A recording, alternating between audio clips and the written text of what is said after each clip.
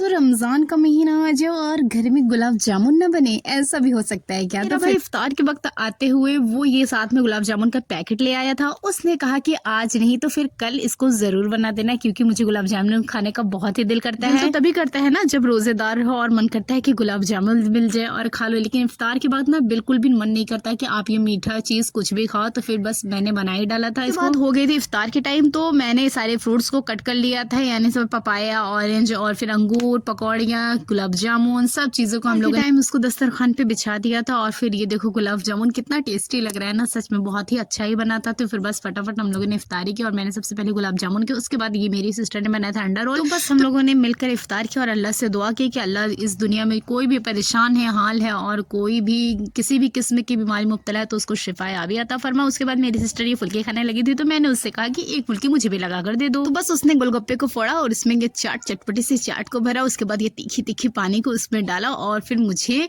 सर्व करने लगी। लेकिन मैंने कहा नहीं उसमें वो मूली और प्याज तो डाला। तो उसने कहा चलो ठीक है, बस उसने उसको डाला और फिर मैंने इसको लिया और मैं खाने लगी। लेकिन बहुत ही टेस्टी बना हुआ था। फिर देखो ये थी शरबत, जो कि रमजान में बगैर शरबत का तो मन नहीं भरता, तभी तो खराब रहती है, लेकिन फिर भी शरबत पीते ही हैं। फिर हो गई थी नेक्स्ट डे, तो मैंने फटाफट जोहर की नमाज अदा की। उसके बाद देखा कितनी तेज हवा चल रही थी। ये उस दिन का ब्लॉग है जिस दिन हवा बहुत तेजी से चल रही थी, और सच में आप लोगों की तरफ चल रही थी या नहीं, लेकिन मेरी तरफ बहुत ही ज्यादा हवा थी।